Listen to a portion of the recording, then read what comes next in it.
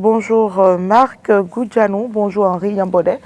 Henri, bonjour. Bonjour Carole, bonjour Marc, bonjour à tous les auditeurs donc, de la 102.3 et bonjour à toute l'équipe technique et à tous nos téléspectateurs également. Marc. Oui, bonjour. Carole, bonjour Henri Yambaudet, bonjour à tous nos amis. C'est un plaisir renouvelé de vous retrouver chaque matin pour pouvoir quand même essayer d'apporter notre pierre à l'édifice de ce pays à travers nos analyses. C'est un plaisir renouvelé. Plaisir renouvelé aux téléspectateurs, amis internautes et également aux auditeurs de la 102.3. C'est parti, premier sujet à débattre sur ce plateau. Nous retrouvons Matin Livre, présidentielle de 2026. Les lignes bougent enfin. Choix donné à l'UPR et le BR. Où se trouve le piège? Alors, c'est à cette interrogation que nous allons essayer de répondre sur ce plateau. Marc ou Henri? Bon, d'abord, il faut dire que les lignes ont vraiment bougé, puisque dans le cadre des rencontres que ces deux partis, se réclamant de la mouvance présidentielle, organisent de façon périodique, on a constaté qu'il y a eu une dernière rencontre qui a suscité beaucoup plus d'attention des uns et des autres.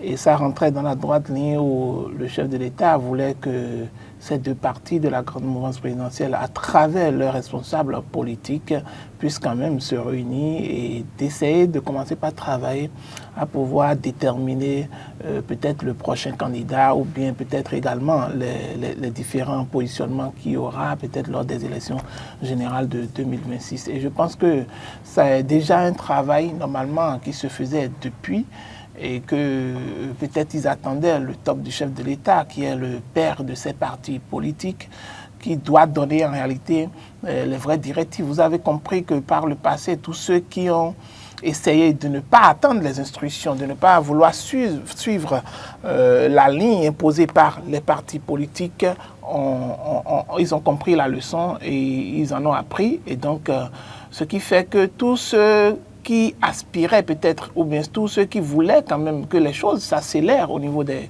différents partis politiques, ont eu aujourd'hui une satisfaction, compte tenu du fait déjà que c'est le chef de l'État même qui est l'initiateur, qui demande alors à cette grande partie de la mouvance présidentielle de pouvoir quand même se réunir, se revoir, pour définir en réalité quel sera le mot d'ordre pour 2026. Je pense que c'est bon, puisque avant cela, on espérait des primaires au niveau de ces grands ensembles, bien que cela ne soit pas annoncé de façon officielle. Mais néanmoins, c'est déjà une avancée, d'accord, notable, en ce que les partis politiques également ont aujourd'hui en leur sein des leaders et également des militants qui ont en réalité quelques pouvoirs de décision actuellement, où ils doivent participer à la prise de certaines décisions qui sont très importantes dans les échéances qui vont venir d'ici 2026. Et donc, il s'agira pour chaque leader politique ou chaque acteur politique au sein de ces grands partis de pouvoir donner les arguments qui sous-tendent peut-être la proposition d'un tel ou tel candidat, ou de pouvoir donner une ligne de conduite qui explique de façon très claire quel est son objectif, quelle est l'idéologie qu'ils veulent prôner pour 2026 et quelle est la ligne à suivre ou la politique qu'il faut mettre en œuvre afin de pouvoir avoir beaucoup plus de militants à leur cause. Parce que il faut remarquer que c'est les élections générales, et quand on parle des élections générales, ça fait plusieurs élections à la fois, et ce n'est pas forcément en réalité, ce n'est pas forcément le but visé, ce n'est pas seulement les élections présidentielles. Donc, il va falloir faire un travail d'ensemble. Surtout que déjà, il y a ce volet de partenariat possible entre les deux grands partis de la mouvance présidentielle. D'accord de partenariat entre les deux, ce qui fait que même au niveau du choix des parrainages, par exemple, c'est que les deux partis peuvent s'associer, par exemple, pour pouvoir trouver, en tout cas, l'issue favorable pour pouvoir quand même réunir ce qui est prévu dans le code électoral. Donc, c'est un premier travail qui vient de commencer. On espère que, tel que cela s'est affiché, qu'il n'y aurait pas forcément d'autres contraintes, d'accord, qui vont amener certains leaders des partis politiques à se fâcher, Parce que vous savez, quand il y a les intérêts, souvent les opinions sont un peu partagées et les opinions sont un peu diverses. Et donc, il peut arriver qu'à un moment donné, en tout cas, ce que propose l'un des leaders politiques ou bien certains leaders politiques de l'UPR peut ne pas être en réalité dans la même vision que les leaders du BR. Et donc, il va falloir s'entendre, d'accord, sur la même ligne droite pour pouvoir quand même aller faire des propositions au chef de l'État. Donc, ils ont un travail énorme à faire, c'est-à-dire laisser leurs égos de côté, tenir compte des grandes aspirations des grands leaders qui constituent ces grands partis et même peut-être également des militants à la base pour pouvoir proposer une alternative crédible. Une alternative qui ne va pas seulement s'appuyer sur les intérêts personnels et égoïstes des uns et des autres, mais également sur une vision, d'accord, à long terme. Une vision qui est basée sur la gouvernance après 2026, sur l'installation des maires après 2026, sur beaucoup d'autres questions, par exemple, sur lesquelles ils doivent réfléchir.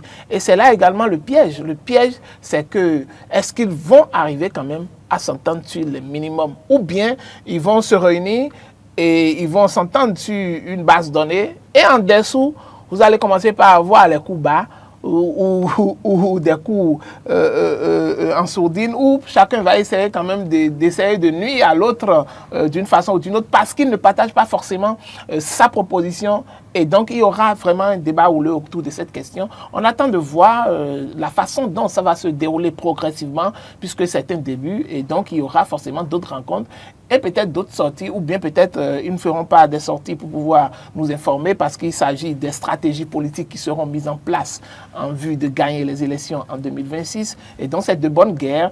Et cette guerre, ça commence déjà à l'interne, au sein des grands ensembles, à l'interne au niveau du BR, à l'interne au niveau de l'UPR, et les deux prises ensemble déjà encore, ça constitue également une autre guerre de leadership qui va être remarquée à ce niveau-là. Espérons que quand même les deux parties puissent essayer de trouver quand même des terrains d'entente pour aller faire des propositions concrètes. Parce que lorsqu'ils n'iront pas vers le chef de l'État avec des propositions concrètes ou bien avec la même vision que le chef de l'État, ça va poser problème. Et en cela, par exemple, peut-être le chef de l'État sera obligé de leur imposer, lui, sa conduite à tenir. Oui, c'est là où se trouve le piège, parce que, enfin, pas son bout, là où se trouve le piège, parce que si entre-temps, ils arrivent à définir les critères et qu'ils ne s'entendent pas également sur le minimum, le chef d'État va finir par prendre la responsabilité et leur imposer peut-être un duo, parce qu'aujourd'hui, c'est vrai que l'UPR est le grand parti politique, il peut décider de prendre la tête. Le BR, est-ce que le BR va s'entendre et laisser faire du moment où le BR aussi se réclame de cette famille politique? Et donc, à ce niveau-là, il y a d'abord un piège. Le piège, c'est que qui prend la tête, qui prend la queue. Et à ce niveau-là. L'autre chose, c'est également, est-ce que dans les formations politiques, est-ce qu'ils vont arriver à calmer tous les ardeurs? Parce que vous vous rappelez qu'il y a beaucoup de noms qui sont cités. Et forcément, ces gens-là vont vouloir également se positionner. Et quand Marc parle de primaire, c'est à ce niveau-là où le risque est grand. Parce que tout simplement, est-ce qu'on va laisser tout le monde aller au primaire? Est-ce qu'en ce temps, on ne va pas tailler les critères sur mesure pour disqualifier quelqu'un ou bien pour que quelqu'un, un leader qui peut être influent et qui a cette ambition-là de briguer également la magistrature, ne puisse pas se positionner. Donc, le piège, c'est également à ce niveau-là où, au niveau de BR, c'est vrai qu'on sait que le BR, dans l'animation politique, est un peu nonchalant.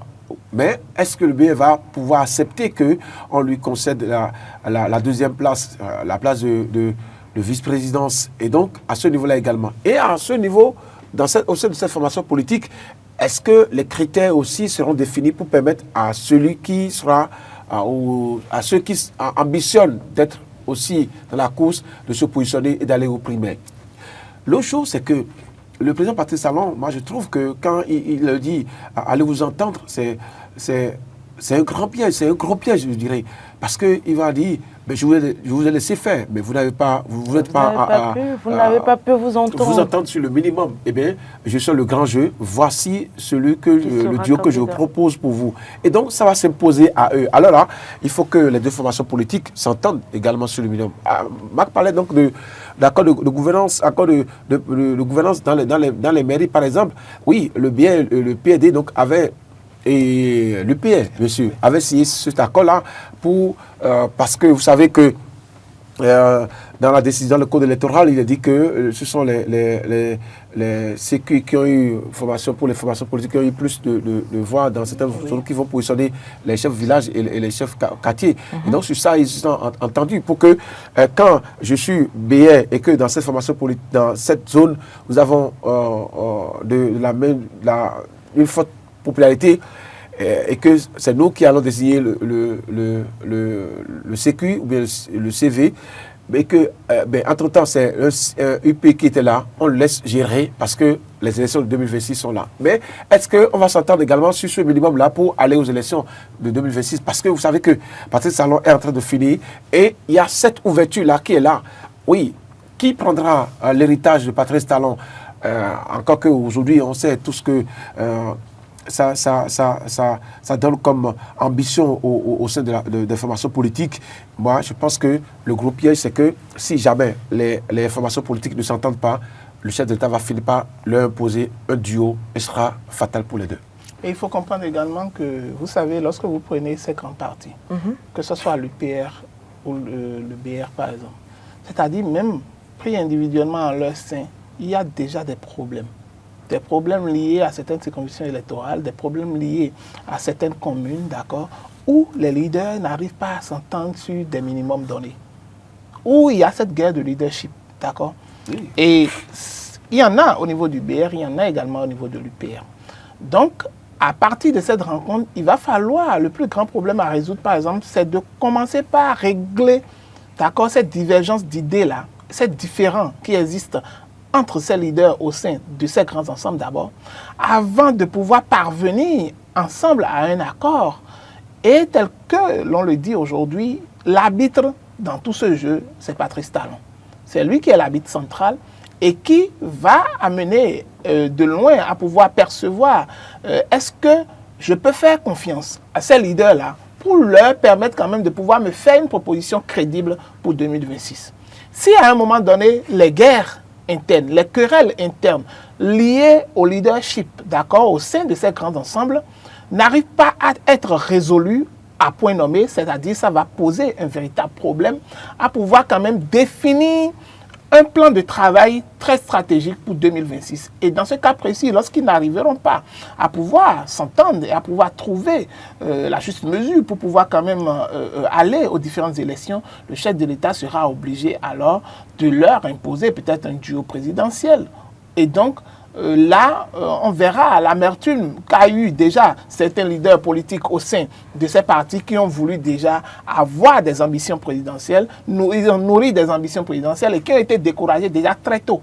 Et donc, il y a également cette haine-là, cette rancœur-là qui anime encore certains acteurs politiques qui n'ont pas encore digéré le fait qu'on leur refusait systématiquement de ne pas avoir ces ambitions politiques-là. Donc il va falloir discuter avec tous ceux-là, ramener tous ceux-là à la table de négociation pour qu'ensemble, qu'au niveau du BR, au niveau de l'UPR, qu'ils puissent s'entendre sur un minimum donné afin de pouvoir quand même faire une proposition crédible au chef de l'État. S'ils ne le font pas, ils vont rester spectateurs et vont travailler pour un candidat, pour un duo de candidats auquel ils n'auront pas participé à nommer peut-être ou à placer. Et donc ce serait quand même très dommage qu'en tant que grand parti de la mouvance présidentielle, l'UPR, et qu'en second parti, on voit le BR, et qu'ensemble, vous n'arrivez pas peut-être à donner, à proposer, d'accord, un duo de candidats, et que finalement, vous ne vous entendez pas et que c'est le chef de l'État qui le propose, c'est que malheureusement, vous serez obligé de travailler pour ce duo-là, que vous le veillez ou non. Est-ce que vous pensez que ceux qui nourrissaient déjà dans le silence cette envie d'être candidat et qui travaillaient dans l'ombre vont accepter, discuter et accepter des compromis afin que ça leur échappe, ou vont-ils s'imposer?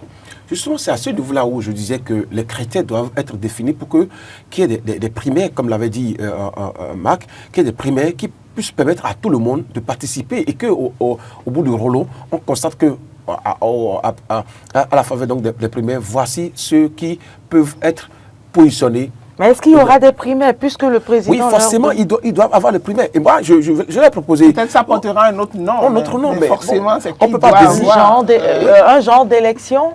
Oui, forcément, un genre d'élection, c'est au niveau du bureau politique où, oui, chacun se positionne en tant que candidat et on vote. Et donc, celui qui a peut-être plus de voix, on dit, voici le résultat des primaires, voici ce que ça a donné, et puis ça passe. Mais là aussi, il faut peut-être voir avec un autre angle, demander que, au lieu que les deux formations politiques relevant donc de la famille présidentielle proposent un seul duo, que ces deux formations politiques proposent deux duos. Ça veut dire que l'UPR propose un duo, le BR également propose un duo. Ça permettra également de montrer que il y a eu plus de facilité donc, à sortir dans le choix. Et là, pour répondre à votre question, ça va permettre également à ceux qui nous restent l'envie de se positionner. Sinon, si c'est une seule personne qui sera désignée par l'UPR et que BR aussi va désigner une seule personne, le combat sera très serré. Très serré, parce qu'il faut aller chercher le cheval gagnant pour le positionner. Alors que là, tous ceux qui nourrissent l'envie aujourd'hui, et vous les connaissez bien sûr, à travers les différents actes qu'ils posent, ne vont pas se retrouver dans ce choix-là. Aller positionner peut-être un duo au niveau de l'UPR et un duo au niveau de BR, pour peut-être ça va participer également à l'animation de la vie politique. Mais la compromission dont vous parlez ne peut pas être... Parce qu'on est sur un terrain politique. Et vous savez, l'enjeu est grand au niveau des élections de 2026. Patrice Talon sort. Et celui qui prendra la tête du Bénin sera forcément heureux de continuer l'œuvre de Patrice Talon. Et aujourd'hui, on apprend qu'il y a également les grands ténors de ces formations politiques-là qui aussi veulent se lancer dans la course. Bon. Et si tout ceci n'était qu'une farce, quel serait l'impact? Bon, si tout ceci n'est qu'une farce, on verra, on aura le temps d'apprécier pour comprendre qu'en réalité, puisque depuis, même avant cette initiative, on a toujours dit que c'est Patrice Talon qui va définir le duo, d'accord, qui ira aux élections présidentielles, puisque c'est lui le capitaine. Et donc, c'est lui qui va définir la ligne à suivre. Bon, avec cette avancée, par exemple, on constate qu'il donne le lead, d'accord, aux différents partis politiques de la grande mouvance présidentielle, de pouvoir faire un travail en amont. Peut-être que le travail qui sera fait ne sera pas pris en compte, ça dépendra du chef de l'État. S'il s'agira d'une farce ou pas, c'est le chef de l'État qui décidera. Puisqu'il se peut qu'on lui fasse une proposition et qu'il rejette la proposition. Et qu'ils disent, la proposition que vous m'avez faite ne concorde pas, telle personne ne cadre pas moi avec mes idéaux, ne cadre pas avec mes visions pour pouvoir suivre mes réformes après 2026, donc je ne veux pas ce duo-là. D'accord. Mais du moment où vous m'avez proposé dans un temps qui est déjà très parti, donc je ne peux plus vous laisser aller encore pour me proposer un autre duo de candidats. Et donc, du coup, c'est moi qui propose le duo de candidats. Et donc, si c'est même une farce, ce serait seulement, en tout cas, malheureusement, les deux grands partis de la grande mouvance présidentielle seront obligés de l'accepter. C'est tel que je l'ai dit. Si éventuellement, c'est le chef de l'État qui propose... l'accepter aussi facilement. Ils n'ont pas le choix. Ils n'ont pas le choix en réalité. Vous rappelez les élections de 2023? Ne dites pas qu'ils n'ont pas le choix. 2023, accepter devant le président de la République est un fait, mais derrière lui, agir autrement, c'est également possible. Ça, c'est humain, c'est politiquement faisable. Je vous donne un exemple. Si éventuellement, lors de ce rassemblement ou de cette confrontation entre les deux partis, on dit à l'UPR de proposer, par exemple, un président, d'accord? Pas le vice-président, de proposer un président. L'UPR également propose un président. Et ensemble, les deux bureaux politiques doivent s'entendre pour faire un vote pour désigner un seul président. Et vous savez que parfois, il y a même au niveau du bureau politique du BR, par exemple, des leaders, par exemple, qui ne s'entendent pas forcément avec la tête d'accord, de ce parti-là, quand je prends Abdoulaye Biotchane, par exemple, il y a forcément des leaders au sein du BR, par exemple, qui ne s'entendent pas avec forcément ces idéaux, ou bien qui n'ont pas aimé peut-être celui qui a été proposé à ce niveau-là, par exemple.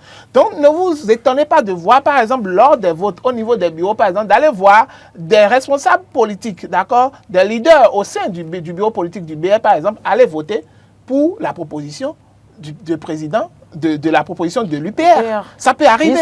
Et vice-versa. Et donc, cela dénote qu'en réalité, que même au sein de ces grands ensembles, il y a un véritable problème qui se pose, où parfois, ils ne sont pas sur la même longueur d'onde, ils ne s'entendent pas sur les mêmes idées, ils n'ont pas les mêmes idéologies, chacun défend ses intérêts vaille que vaille, dépendant de ce qu'il est en train de prévoir. Et donc, avec même ces candidatures aujourd'hui, qui ont été découragées par le passé, et qui vont revenir, par exemple, dites-vous que peut-être que même à l'interne, lorsque cette confrontation se fera, ces candidats-là seront écartés d'office parce qu'ils ont eu à violer un certain nombre de principes de départ. Et donc, du coup, on peut dire, vous là, vous n'êtes plus dans le lot et là, des problèmes. Et là, ça crée des problèmes. On va bien définir ça. Et dans ce sens, par exemple, ça crée déjà un problème. Une frustration. Ou parfois, ils vont se taire, accepter tout ce qui sera proposé, tout ce qui sera dit, mais à la dernière minute, au niveau de leurs bases, ils vont donner d'autres consignes. Et c'est ça également le piège des élections, et c'est ça également la bonne démocratie, on verra. Oui, en 2023, pour les élections législatives, vous savez que les listes ont été imposées, donc il y a des gens qui nourrissaient d'être candidats pour aller aux élections législatives, mais pas fini. C'est carrément, je prends la 6e circonscription électorale, c'est une autre liste carrément qui a été proposée, qui a conduit donc cette liste, c'est Tokpan qui a conduit cette liste-là.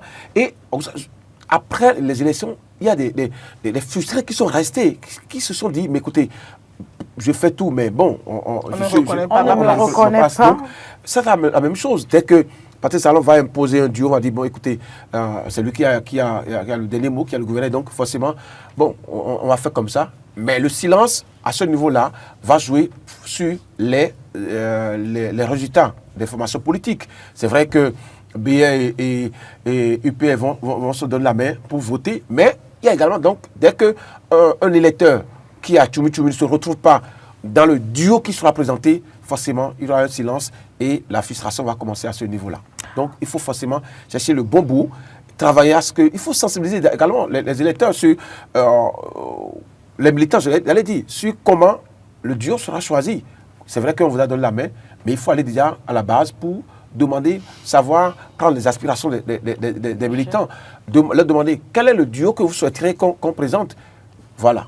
Et il faudrait également que certains leaders politiques aujourd'hui, par exemple, par cette proposition du chef de l'État, sont dans une immense joie ou bien sont animés d'une joie terrible en se voyant déjà candidat, par exemple, dans ce duo présidentiel, alors que peut-être que le chef de l'État sait pertinemment que allez faire tout ce que vous voulez. Moi, je vous attends. Une chose est sûre. Moi, je sais ce sur quoi me targuer. Je sais ce sur quoi me targuer pour pouvoir vous avoir mon duo présidentiel. Donc, quel que soit ce que vous faites là, c'est une façon de dire, c'est comme vous proposez à votre enfant, par exemple, de faire ci, que vous allez lui donner tel. Vous savez en réalité que c'est ce que vous lui réservez vers la fin. Et donc, il sait qu'il n'aura pas le choix. Là, le peuple aura dit qu'à un moment donné, il leur a donné la possibilité de choisir, qu'il n'a pas pu s'entendre. Donc, il dégage toute sa responsabilité. Et compte tenu même des intérêts personnels et inavoués de chacun d'entre eux, ça va amener peut-être des désaccords. Et c'est ça, des accords qui vont même amener le chef de l'État. Justement, qui vont amener le chef de l'État à prendre le lead. C'est ça. Pour pouvoir désigner ce duo présidentiel. Parce qu'il va dire, vous n'êtes pas arrivé à vous entendre. Donc, de toutes les façons, qu'il ne soit pas trop heureux. Hein. Qu'il ne soit pas trop heureux parce que... Pour ne pas dire tout simplement que c'est un véritable piège que le chef de l'État leur a tendu. Attelage avec l'UP, le PRD de Rumbedi prépare méthodiquement son retrait. Quel impact? Bon, je pense que les dernières actualités nous ont montré en réalité la stratégie du PRD, où aujourd'hui on se demande si le PRD se réclame toujours de l'UPR. Ça, c'est la vraie question. On a vu le mécontentement de l'ancien président du PSD, je vais dire de l'ancien président, puisque normalement, avec cette fusion, c'est que normalement, le PSD n'existe plus, normalement. Et donc aujourd'hui, le PSD est en train de pouvoir se redonner encore une nouvelle nationalité ou bien une nouvelle carte d'identité pour pouvoir quand même se démarquer, d'accord, de ce duo qu'il a pu former avec l'UP pour devenir l'UPR.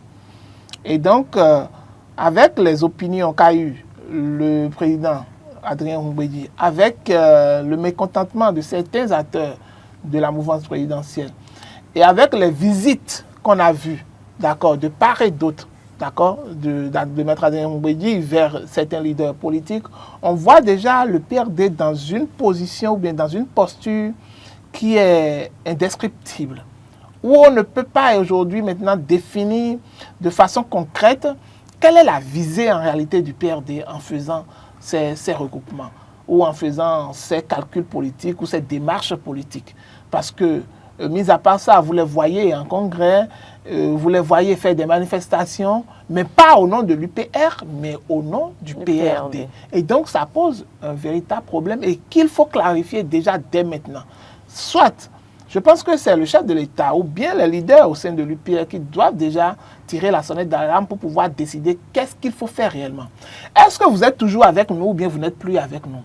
Est-ce que vous participez également à nos prises de décision? Aujourd'hui, par exemple, lorsqu'on parle de cette concertation au sein des partis politiques, par exemple, c'est que normalement, il y a des leaders du PRD qui sont au sein de l'UPR et qui doivent participer à cette... Et néanmoins, même, on a même des ministres du PRD qui sont dans le gouvernement. Forcément. Et donc, du coup, il faut qu'on clarifie la situation du PRD vis-à-vis de l'échiquier politique pour pouvoir déterminer le PRD est où finalement, ou quelle est la visée du PRD aujourd'hui.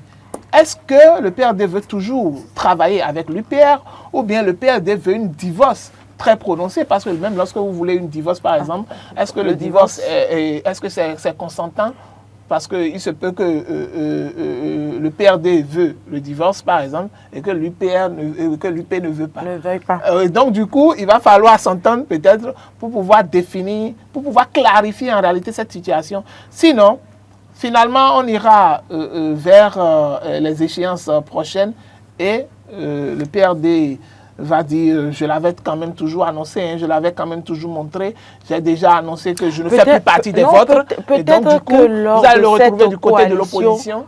Lors de cette coalition entre l'UP et le PRD dans le passé, il y a eu des juridiquement parlant, je veux dire, il y a eu des accords qui pourraient lui permettre aujourd'hui, lorsqu'il le veut facilement, de se soustraire du parti UPR.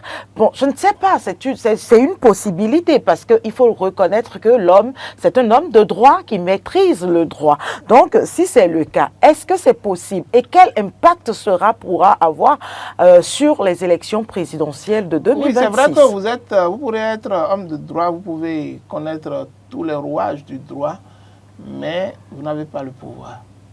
C'est encore un autre problème. Donc vous rejoignez le Béninois libéré qui parle d'un rêve de Humbedi se faire arrêter. Exactement, parce que vous n'avez pas le pouvoir. Et quand du moment où vous allez enclencher les procédures et que vous voyez par exemple que juridiquement, vous pourrez vous séparer par exemple de l'UPR et que vous enclenchez les procédures, si ça n'aboutit pas avant les échéances prochaines, si ça n'a pas de résolution, alors vous allez vous retrouver en l'air par rapport aux prochaines échéances. La seule possibilité que vous avez peut-être, c'est d'utiliser votre leadership et vos militants pour pouvoir aller soutenir un autre camp. Ça là, c'est bien possible. Bien que votre parti ne puisse pas exister, d'accord, légalement, d'accord, ou bien que vous ne vous ayez pas démarqué totalement de l'UPR, néanmoins, vous avez des militants à votre cause, vous avez des leaders à votre cause. Et quand vous pouvez donner des mots d'ordre pour que ces leaders aillent soutenir X ou Y. C'est la seule possibilité. Mais en ce qui concerne la séparation des deux aujourd'hui, rien n'est encore acté et rien n'est encore prévisible, par exemple, officiel par rapport à cette séparation-là aujourd'hui. Donc, on ne peut pas se dire aujourd'hui, c'est pourquoi je dis que le PRD est dans une situation un peu mitigée. On ne sait pas, mi-fruit, mi-raisin. On ne sait pas si le PRD est totalement encore avec l'UPR. On ne sait pas si le PRD n'est plus totalement avec l'UPR. Donc, on ne connaît pas en réalité la vraie position du PRD. Même si aujourd'hui, par exemple, ils sont en train de montrer qu'ils sont dans une autre dynamique aujourd'hui, mais dans une dynamique qui amène à peut-être faire du marchandage, à ce que les leaders politiques au niveau de la classe politique, que ce soit de l'opposition ou bien de la mouvance, viennent encore renégocier avec eux pour qu'ils puissent quand même voir à quel niveau se positionner vis-à-vis des échéances de 2026. Et c'est pour ça les gens traitent toujours Maître Adrien Ngbeyi, par exemple, de fait animal politique, où il est vraiment très calculateur, il attend le bon moment pour pouvoir surgir, mettre sa stratégie en place, pour pouvoir quand même avoir, en tout cas, ses intérêts, pour défendre ses intérêts. Et comme en politique, on dit c'est les intérêts, donc on ne lui en voudra pas non plus. Mais, écoutez, moi j'ai peur pour l'avenir de PRD. J'ai peur pour la vie de PRD dans les jours à venir s'il y a cette tentative-là. Pour la survie de PRD. La survie de PRD, si entre-temps il y a cette tentative de retrait, comme annoncé. Écoutez, à la naissance de l'UPR, il y a eu forcément des actes qui ont été signés. Et tous les actifs et passifs de différentes formations politiques ont été reversés dans l'UPR. Ceci étant dit, si le PRD décide aujourd'hui de partir, il y a forcément qu'ils vont aller devant les juridictions pour signer l'acte de divorce. Et c'est là, je rejoins Marc en disant que ça peut durer une éternité. Ça peut durer même après les élections. Oui, dans la tête de ces jeunes-là qui se disent aujourd'hui, non, on n'est pas forcément impliqué dans tout ce qu'il y a comme activité politique de l'UPR, donc il faut qu'on aille à un jeu de réflexion, c'est la jeunesse qui décide. On connaît cette méthode de travail de certains politiciens. Ce n'est pas moi qui ai décidé, mais c'est la base qui a décidé. Aujourd'hui, Adrien Ngbeyi veut mettre en avant cette jeunesse-là pour dire c'est la jeunesse qui décide qu'on quitte l'UPR. Mais c'est ça également. Compter sur la foi politique des autres ténors qui sont en face de lui. À Porte-Novo, c'est vrai que Adrien Ngbeyi, durant tout le temps, a été ce acteur politique incontournable de Porte-Novo. On ne va pas le nier. Mais aujourd'hui, est-ce qu'il a toutes les manœuvres pour continuer à être cet acteur politique incontournable de Porte-Novo? Vous voyez, quand on prend par exemple à Moussou Bruno, qui depuis ce temps est dans un silence stratégique. Quand on prend Kola Eleidi, quand on prend l'ancien président de l'Assemblée nationale également, de Bouniaï, le professeur, j'oublie son nom, il y a ces tenants-là qui sont restés et qui aujourd'hui sont dans un silence stratégique. Mais c'est Adrien Ngbeyi qui parle depuis un certain moment et qui prend, je dirais, les revendications de l'opposition, le retour des exilés, qu'on laisse tout le monde aller aux élections. Et là, on parle de code électoral. Mais il faut reconnaître que Adrien Ngbeyi, tout ce qu'il fait, c'est avec intérêt, il le fait. Peut-être que jusqu'à aujourd'hui, au soir de cette fusion, Adrien Ngbeyi n'a pas trouvé ce qu'il n'a pas ce qu'il a décidé, ce qu'ils lui ont promis. Et donc, forcément, il est en train de réclamer ce qu'on lui a promis. L'autre chose, c'est que, oui, il peut préparer méthodiquement sa sortie, son retrait, mais ce ne sera pas si facile. Ce ne sera pas si facile. Même dans sa propre famille politique, ils vont le combattre. Et donc, on va attendre les jours à venir pour voir cette animation au niveau de UPR et de PRD. C'est vrai que, comme l'a dit Mac, a rappelé Mac, très souvent, il y a des activités qui sont organisées au nom de PRD. Juridiquement, PRD ne doit plus exister. Au nom du système partisan, puisqu'il a fait une fusion, PRD ne doit plus exister. Mais si on tente de montrer que le PRD existe toujours, c'est que, oui, on prépare effectivement, méthodiquement la sortie, mais il faut s'attendre à une guerre juridico-politique très intense qui va durer même après les élections. de 2026. Donc, PD peut sortir, mais ne participera jamais aux élections, que ce soit élections communales ou élections législatives ou présidentielles. Encore que pour les élections communales, il faut qu'il arrive à retrouver dans chaque circonscription électorale. Et déjà, le temps qu'il a eu à passer avec cette fusion avec l'UP, ça il n'a pas eu cette idée de travailler à étendre cette tentacule sur tout le territoire national, alors qu'aujourd'hui, ce n'est pas forcément Porte-Nouveau qui doit voter pour PD. Avec le nouveau code électoral, il faut que toutes les circonscriptions électorales, que vous ayez au moins 20% d'entre eux. Donc, ce sera difficile pour PD de voler seul. De voler seul. Mathurin Nango. Ouais. Oui, Mathurin Nango, voilà, tout à l'heure. Voilà.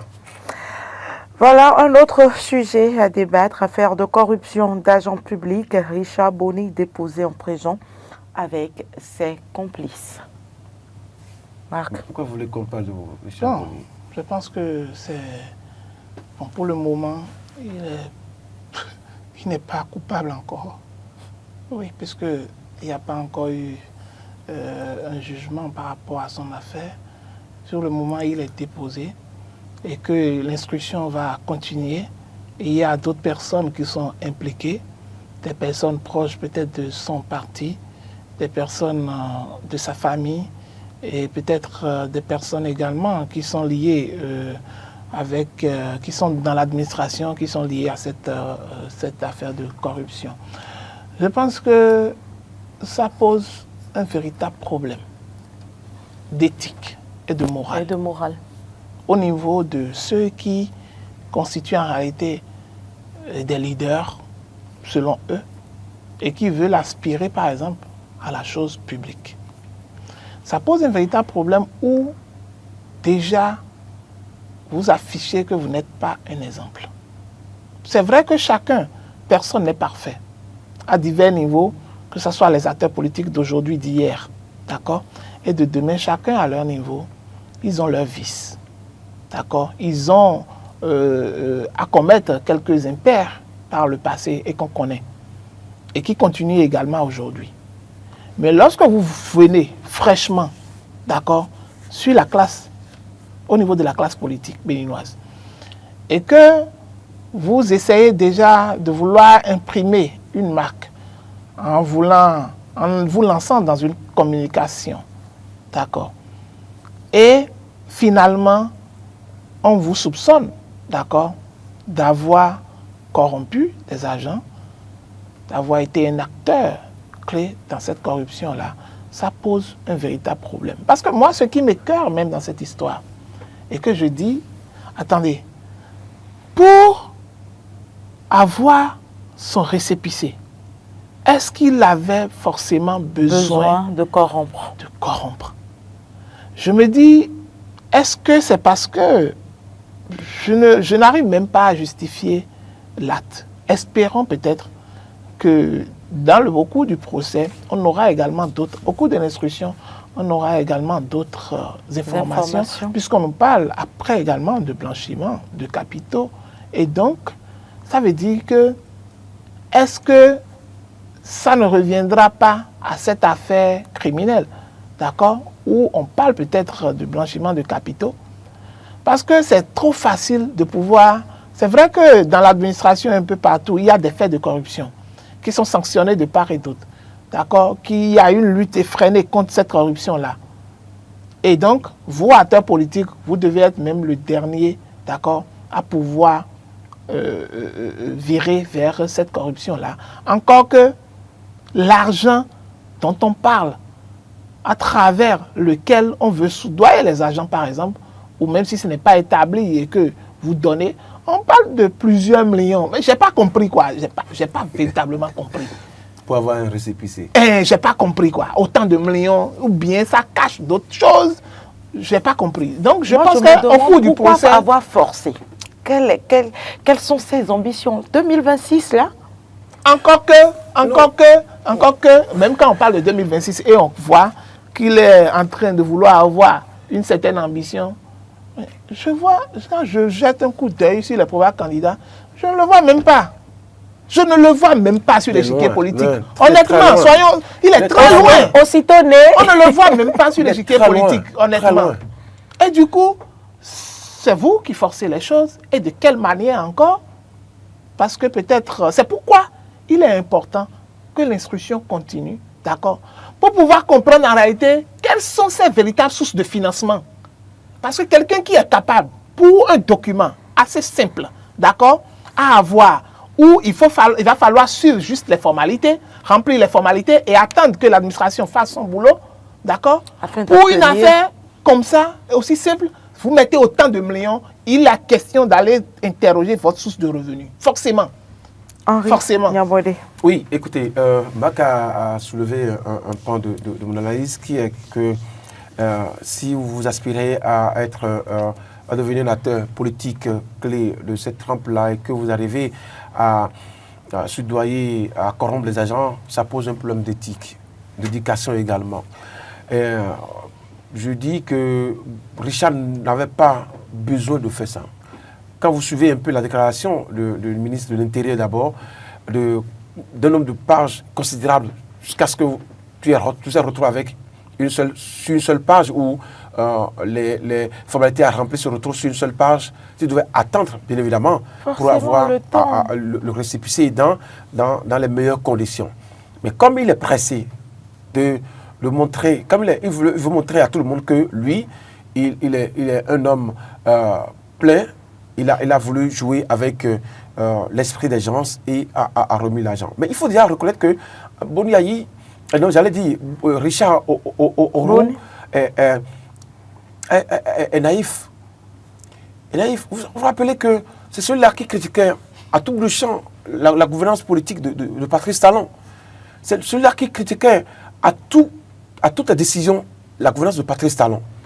Et à un moment donné, mais là, son parti politique n'était pas un parti politique de l'opposition. Il tendait vers la mouvance. Il n'avait même pas un parti politique. Il le faisait à titre personnel. À titre personnel. Parce que oui. Dans le temps, par le passé. Par le passé. Mais allez voir un peu les images du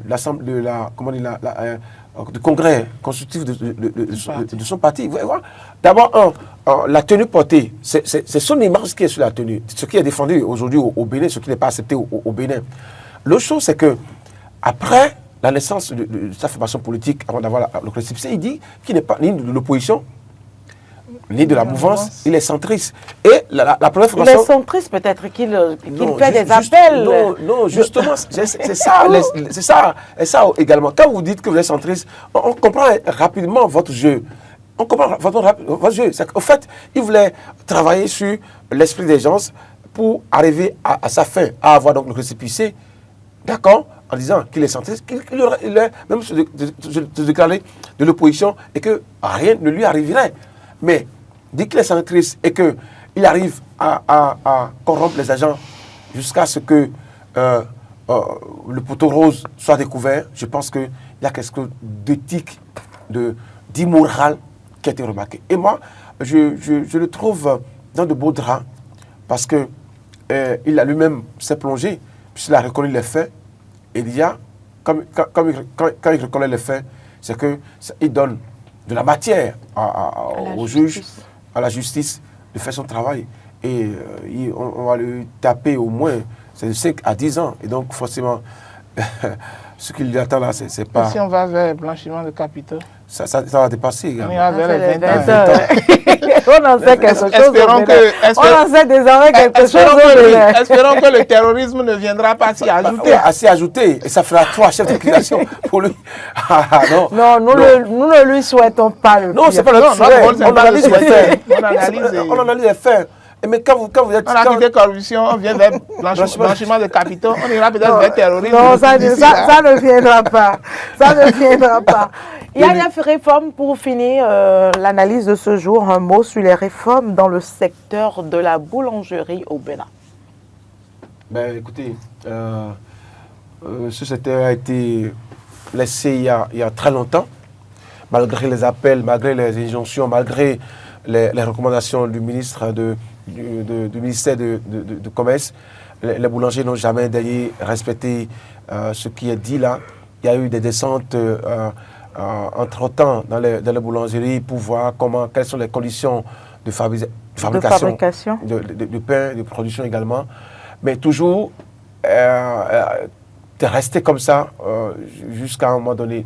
Et si le gouvernement prend aujourd'hui la décision de réformer ce secteur, je pense que c'est de bon droit.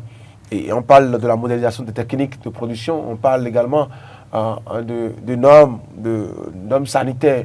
Quand vous visitez un peu les boulangeries, vous allez voir comment est-ce que les boulangers travaillent.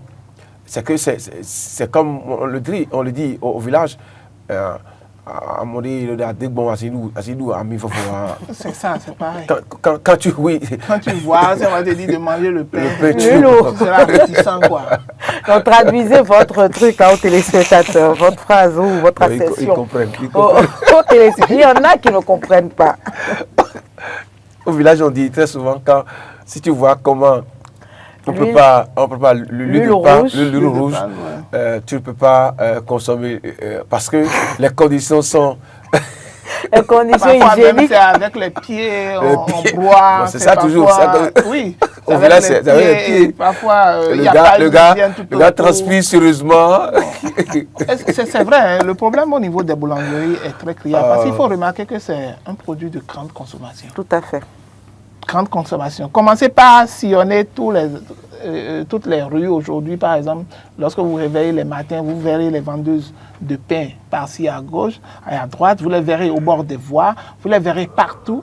Et donc, ça pose un véritable problème sanitaire. Allez voir, moi j'ai eu l'occasion de voir quelques boulangeries là. Vous voyez les agents, d'abord, ils sont dans des tenues sales, d'accord? Ils ne prennent aucune précaution. Les banquettes sont sales. Sont sales, tout est poussiéreux et ils travaillent dedans comme ça. Les pains, on les jette comme si ce n'est pas consommable. On les jette rapidement. Ils n'ont pas le temps. Ceux qui font la distribution, vous les voyez, ils prennent les sacs de riz là, on entasse dedans et on circule à moto. Et ils sont même pressés, vous les voyez dans de grands... pratiquement aucune protection. Je pense que sur ce secteur-là, la responsabilité de l'État est vraiment engagée. Parce qu'il s'agit de la vie des citoyens. On peut réduire le nombre de boulangeries, d'accord, et permettre à pouvoir avoir des boulangeries de qualité qui répondent aux normes. Ce qui fait que généralement, il faut que les citoyens aussi comprennent que si les boulangeries ne répondent pas aux normes, qu'ils commencent à aller vers ces boulangeries-là quand même qui fabriquent des pains qui sont plus ou moins Mais est-ce que hygiéniques. ces réformes ne vont pas impacter le prix de vente? Non, ça ne va pas trop impacter. Même si ça impacte Même si ça impacte, la santé n'a pas de prix. La qualité a un prix, la santé n'a pas de prix également. Parce que vous savez qu'aujourd'hui, il y a des études qui ont annoncé que les gens utilisent les produits cancérigènes pour pouvoir fabriquer le pain. Ouais. Et donc, aujourd'hui... Afin d'augmenter la dose ou le volume. Et donc, si le gouvernement entre dans ce secteur-là et arrive à avoir clair, ça va permettre également... Vous savez, il n'y a pas ce jour-là où vous ne prenez pas du pain. On prend du pain. Mais la différence, c'est quoi? Même au niveau de la qualité, par exemple, ça ne va pas totalement augmenter trop le prix des pains. Allez dans les pâtisseries, ceux qui fabriquent réellement le bon pain, d'accord? Généralement, c'est à 150. Et quand vous allez vers les pains prestige, vous allez vers 400 parfois, 500. Et donc, ça dépendra de votre pouvoir d'achat. La vraie farine. Exactement. Et le dosage, c'est respecté. Et puis, c'est bon. Vous mangez sainement. Donc, il faut quand même qu'on régularise ce secteur-là parce que c'en est de trop. Il y a des services de qualité qui sont payés pour ça. Il y a des agents de l'État qui sont payés pour ça. Et ils perçoivent leur salaire tous les mois. Oui. Et pourtant, sur le terrain, aucun travail de fond ne se fait. Il suffit juste qu'ils passent et même quand ils font le constat que le promoteur peut-être leur glisse quelques sous et ils ferment les yeux, ils continuent. Ce n'est pas normal. Il est temps que ça change. Donc, merci Marc Goudjanou, merci Henri Nyambodé pour l'analyse de ces différents sujets relayés par les quotidiens ce matin.